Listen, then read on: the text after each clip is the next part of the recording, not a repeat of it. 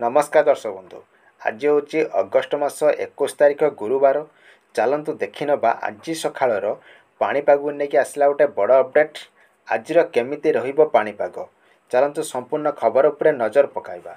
आज राज्य में अति प्रबल वर्षा संभावना। भारतीय पाणीपाग विभाग आईएमडी अनुजाई गुरुवार आज ओडिशा रे प्रबल वर्षा आरंभ होबार संभावना अछि। सेहीपरि बालेश्वर, भद्रक, जाजपुर, केन्द्रापड़ा, कटक, जगतसिंहपुर, पुरी, खोर्धा, नयागढ़, गंजाम, गजपति, सुंदरगढ़, झारसुगुड़ा, बरगढ़, संबलपुर, देवगढ़, अनुगुल, ढेंकानाल, केन्दुझर एवं मयूरभंज जिले में गोटे किंबा दुईटी स्थान में झड़ वर्षा एवं वज्रपात एवं घंटा प्रति 30 ରୁ 40 किलोमीटर बेगर पवन बहिबा नहीं सतर्कता जारी करिछि पाणीपाग विभाग। सेहीपरि गुरुवार बा आज 4 दिन पर उत्तर एवं पश्चिम ओडिशा रे किछि स्थान में प्रबल वर्षा होइपारे।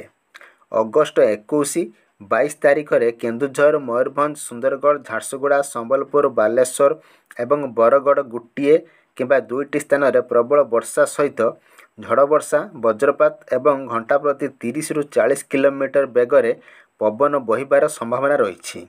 एने विभाग पक्षरु हलदिया सतर्कता जारी करा जायछि।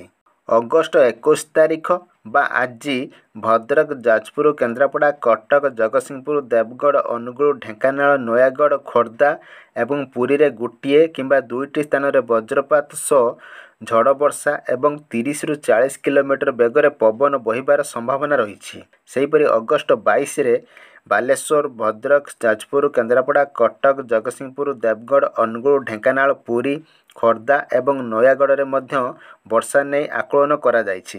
सेहीपरि अगस्ट 23-24 रे सुंदरगढ़, झारसुगुड़ा एवं संबलपुर जिले में प्रबल वर्षा सहित वज्रपात एवं घूर्णिबलय सहित पवनर बेग 30 ରୁ 40 किलोमीटर बेगर पहुँची पारे।